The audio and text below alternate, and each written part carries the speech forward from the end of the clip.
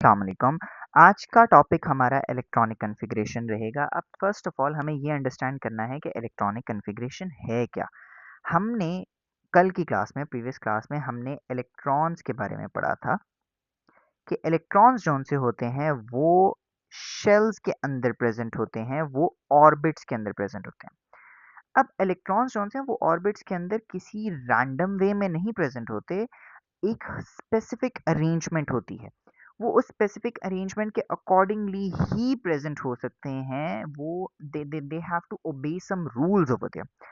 अब वो जो हमारे पास अरेंजमेंट होती है that's actually called as electronic configuration. अब हमारे पास कोई भी ऑर्बिट या शेल अगर हम बात करें तो उस शेल के अंदर, उस ऑर्बिट के अंदर मैक्सिमम इलेक्ट्रॉन्स कितने आ सकते हैं, ये हमें पता चलता है इस फॉर्मूला से which is actually 2n square. अब ये 2n स्क्वायर क्या है? 2n स्क्वायर में ये जो n है this is the number of shell. अगर हमारे पास फर्स्ट शेल है तो मैं यहाँ पे वैल्यू लगाऊँगा 1, अगर सेकंड शेल है तो 2 लगा लेंगे, अगर थर्ड शेल है तो 3, अगर फोर्थ शेल है तो 4। इस तरीके से हम वैल्यू चेंज करेंगे। द थिंग इज़ कि अगर हमारे पास फर्स्ट शेल है तो अगर मैं इस वैल्यू को यहाँ पे पुट करता हूँ तो मेरे पास आंसर आएगा 2। इट मीन्स दैट कि फर्स्ट शेल में मैक्सिमम इलेक्ट्रॉन्स जो आएँगे वो 2 हैं। मैक्सिमम 2 से ज़्यादा नहीं आएँगे, 2 से कम आ सकते हैं। अगर आपके पास इलेक्ट्रॉन ही 1 है तो 1 ही इलेक्ट्रॉन आएगा। अगर आपके पास इलेक्ट्रॉन लेट्स से 5 हैं तो फर्स्ट शेल में 2 आएँगे, बाकी 3 इलेक्ट्रॉन्स जौन से हैं वो नेक्स्ट शेल्स के अंदर चले जाएँगे। अब उसकी डिटेल पर आते हैं, सेकंड शेल की बात करते हैं। सेकंड शेल में जब मैं यही फॉर्मूला लगाता हूँ 2 into 2 होल स्क्वायर, तो यू सी दैट के this is actually gonna become like 2 का स्क्वायर लेंगे तो 4 बन जाएगा, multiply by 2 this comes out to be 8। Second shell में जो मैक्सिमम इलेक्ट्रॉन्स आएँगे वो हैं 8 इलेक्ट्रॉन्स।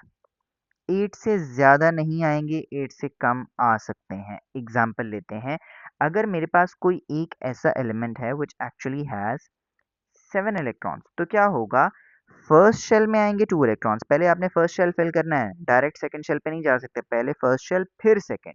सेकंड शेल में बाकी के बचे हुए 5 इलेक्ट्रॉन्स आ जाएँगे। अब 3 इलेक्ट्रॉन्स अभी भी आ सकते हैं, लेकिन हमारे पास 3 इलेक्ट्रॉन्स हैं ही नहीं, तो हम कहाँ से ऐड करेंगे? हम नहीं ऐड करेंगे फिलहाल, ठीक है? तो we have to remember this कि ये जो वैल्यूज़ लिखी हैं, ये मैक्सिमम की लिखी हैं। ऐसा नहीं है कि ये किसी तरीके से 8 पूरा करना है, ठीक है? नेक्स्ट आते हैं, एक और एग्ज़ाम्पल इसी की लेते हैं कि अगर मेरे पास 13 इलेक्ट्रॉन्स है, तब क्या होगा?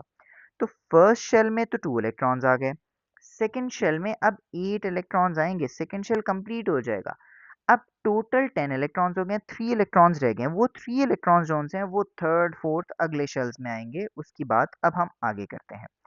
थर्ड शेल में जब आप आएँगे तो आप इसी फ़ॉर्मूला को लगाएँगे तो आपके पास आंसर आएगा 18 इलेक्ट्रॉन्स का। फोर्थ शेल में लगाते हैं तो आपके पास आंसर आएगा 32 इलेक्ट्रॉन्स का। यहाँ पर जो बात हमें डिस्कस करनी है, अगेन मैं बार-बार एक चीज़ कह रहा हूँ कि this is the maximum number. अच्छा, हमने अपने आप को ज़रा लिमिट रखना होता है थर्ड शेल तक, हम फोर्थ शेल में जो-सा है डिस्कशन नहीं करेंगे। लेकिन थर्ड शेल के बारे में there is a very interesting thing over here. अब वो इंटरेस्टिंग चीज़ हमारे पास क्या है कि थर्ड शेल में जब 8 इलेक्ट्रॉन्स आ जाते हैं ना, तो थर्ड शेल जो-सा है वो हो जाता है स्टेबल और वो 9th इलेक्ट्रॉन को ऐड नहीं करता। वो जो नेक्स्ट 9th इलेक्ट्रॉन जो कि थर्ड शेल में ऐड होना चाहिए, वो नहीं करता। वो कहता है कि आप फोर्थ शेल में चले जाएँ। तो ये हमारे पास एक ऐसा कॉन्सेप्ट है जो कि हमने ओ लेवल्स के अंदर या आईजीसीएसई के अंदर हमें इसे मेंटेन करके लेके चलना होता है कि फर्स्ट शेल में हम 2 इलेक्ट्रॉन्स ऐड करेंगे मैक्सिमम, सेकंड में 8 करेंगे, थर्ड में भी 8 ही करेंगे। हम करेंगे 8 ऐड, ऐसा नहीं है कि 8 इज़ द लिमिट, क्योंकि हमने जो इलेक्ट्रॉनिक कॉन्फ़िगरेशन करनी है वो करनी है फर्स्ट 20 एलिमेंट्स की। तो फर्स्ट 20 एलिमेंट्स तक हम इस 8 पे लिमिटेड है। जब ये 21st एलिमेंट आता है ना, तो हमारे पास सिनेरियोज़ चेंज हो जाते हैं जो कि हमारे सिलेबस में नहीं है, इसलिए हम उन्हें डिस्कस नहीं कर रहे। अब एग्ज़ाम्पल्स के ऊपर आते हैं। एग्ज़ाम्पल में first example that I have over here is the sodium.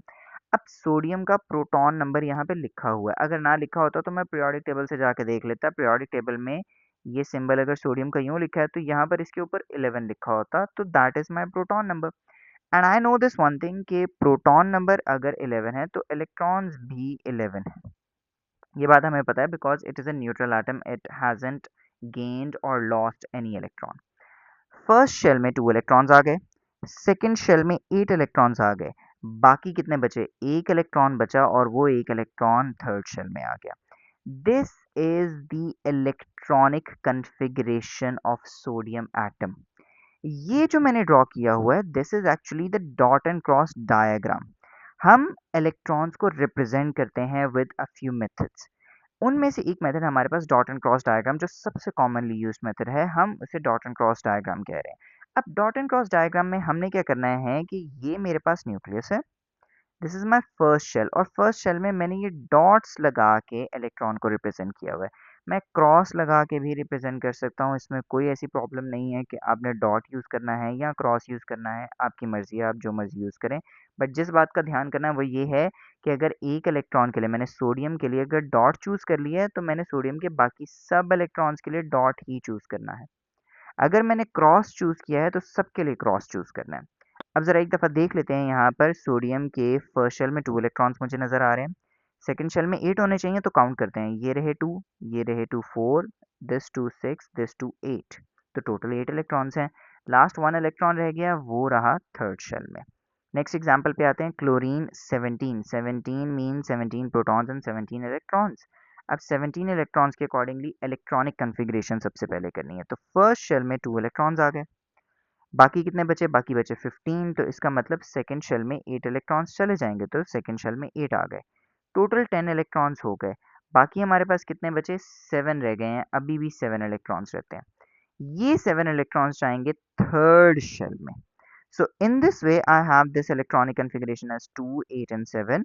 Dot and cross diagram में I can see this कि ये रहा first shell 2 electrons, ये रहा second shell 8 electrons और ये रहा third shell 7 electrons. Neon पर आते हैं, neon में we have 10 protons and 10 electrons. First shell में 2, second में 8, हमारे पास shell ही complete हो गया है। You can clearly see that कि ये first shell में 2 electrons हैं, जबकि ये second shell में you can count these 8 electrons over here. Carbon की बात करते हैं, carbon 6 protons and 6 electrons, first shell में 2 इलेक्ट्रॉन्स, बाकी कितने बचे? बाकी बचे ही 4, तो वो 4 इलेक्ट्रॉन्स आ जाएंगे हमारे पास सेकंड शेल में। तो ये फर्स्ट शेल में you can clearly see that कि there are 2 electrons, and in the second shell you can clearly see that कि there are 4 electrons in the second shell. Calcium पर आते हैं, कैल्शियम वो एलिमेंट है जिससे आगे हमने नहीं जाना, मतलब यह है कि वो 20th एलिमेंट है जिसकी इलेक्ट्रॉनिक कन्फिग्रेशन हमने लिखनी है, हमने फर्स्ट 20 की करनी है, हमने 21st की नहीं करनी। तो कैल्शियम के पास 20 प्रोटॉन्स हैं और 20 ही इलेक्ट्रॉन्स हैं, तो कैल्शियम क्या करेगा? फर्स्ट शेल में 2 इलेक्ट्रॉन्स, सेकेंड में 8, अगेन जो मैंने बात कही थी, थर्ड में भी 8 ही आएंगे, हम इसमें 9 या 10 फिल नहीं करेंगे, लाइक बाकी बचे 10 इलेक्ट्रॉन्स हैं, मैं वो 10 इलेक्ट्रॉन्स थर्ड में फिल नहीं करूंगा, ठीक है। तो 8 इलेक्ट्रॉन्स आ गए थर्ड शेल में, बाकी 2 इलेक्ट्रॉन्स रह गए, वो 2 इलेक्ट्रॉन्स चले गए फोर्थ शेल में। ऑक्सीजन की तरफ आते हैं, ऑक्सीजन के पास 8 इलेक्ट्रॉन्स हैं, 8 इलेक्ट्रॉन्स में फर्स्ट 2 इलेक्ट्रॉन्स आ जाएंगे फर्स्ट शेल में, बाकी 6 इलेक्ट्रॉन्स रह जाएंगे, वो जाएंगे हमारे पास सेकंड शेल में। अब यहाँ पर एक छोटी सी चीज हमें डिस्कस करनी है, वो क्या है? वैलेंस शेल क्या होता है, आउटर मोस्ट शेल क्या होता है। किसी भी एटम का जो लास्ट शेल होता है, that is called as the valence shell or the outermost shell. Sodium के केस में थर्ड शेल है, क्लोरीन के केस में भी थर्ड शेल है, नियॉन के केस में सेकंड शेल है, कार्बन के केस में भी सेकंड है, कैल्शियम के केस में फोर्थ है, ऑक्सीजन के केस में सेकंड है।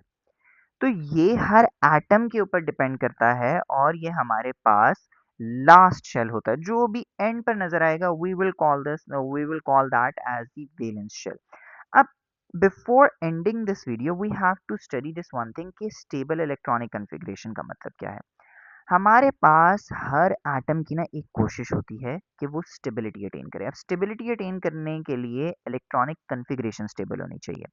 इलेक्ट्रॉनिक कन्फिग्रेशन स्टेबल होने का मतलब यह है कि जो वैलेंस शेल है वो हमारे पास कंप्लीट होना चाहिए। कंप्लीट होने का मतलब क्या है? अगर फर्स्ट शेल है तो उसके, अगर फर्स्ट शेल वैलेंस है, ये बात याद रखनी है, अगर फर्स्ट शेल वैलेंस है तो उसके अंदर 2 इलेक्ट्रॉन्स ही होने चाहिए, 1 नहीं होना चाहिए। अगर सेकंड शेल वैलेंस है, अगर सेकंड शेल वैलेंस शेल है तो उसके अंदर 8 इलेक्ट्रॉन्स होने चाहिए। 4, 3, 5, 6, 7 इस तरह नहीं होने चाहिए। ये है स्टेबल इलेक्ट्रॉनिक कॉन्फ़िगरेशन। तो इसमें हमारे पास 2 रूल्स आते हैं, duplet rule. Duplet is from DU या फिर जिसे DI डाई कहते हैं। डाई का मतलब होता है 2। इसका मतलब ये है कि ये 2 इलेक्ट्रॉन्स के हवाले से बात कर रहा है कि वैलेंस शेल में 2 इलेक्ट्रॉन्स होने चाहिए। ये अप्लाई होता है सिर्फ़ और सिर्फ़ फर्स्ट शेल के लिए। सिर्फ़ फर्स्ट शेल में अगर 2 इलेक्ट्रॉन्स होंगे ना तब एटम स्टेबल होगा। अगर सेकंड शेल में 2 इलेक्ट्रॉन्स होते हैं, अगर सेकंड शेल वैलेंस शेल है और उसमें 2 इलेक्ट्रॉन्स आ जाते हैं, तो वो स्टेबल नहीं है। सिर्फ़ फर्स्ट शेल अगर वैलेंस है, तब वो हमारे पास डुप्लेट रूल को फ़ॉलो कर रहा है। अब इसमें हमारे पास जो एलिमेंट इस रूल को फ़ॉलो करते हैं, ये वो एलिमेंट्स हैं।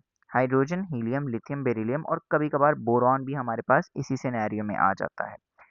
नेक्स्ट आते हैं ऑक्टेट के ऊपर। अब ऑक्टेट में ये वर्ड जो ऑक्ट है, दिस मीन्स 8। जिस तरीके से ऑक्टोपस का वो ऑक्ट जोन सा होता है, दैट इज 8। ओके, इसका मतलब ये है कि आपके वैलेंस शेल में 8 इलेक्ट्रॉन्स आने चाहिए। जब 8 इलेक्ट्रॉन्स आएंगे तब हमारे पास वो एलिमेंट स्टेबल होगा। हमने जिन एलिमेंट्स की डिस्कशन करनी है, हमने जो फर्स्ट 20 एलिमेंट्स की डिस्कशन करनी है, उसमें हमारे पास ये इन 5 के अलावा बाकी सब ऑक्टेट रूल की तरफ ही जाएंगे। तो हम इस चीज़ को इंशाल्लाह नेक्स्ट डिटेल्स में भी देख रहे होंगे। नेक्स्ट हमारा टॉपिक आइसोटोप्स होगा, जो कि इंशाल्लाह हम नेक्स्ट वीडियो के अंदर डिस्कस करेंगे।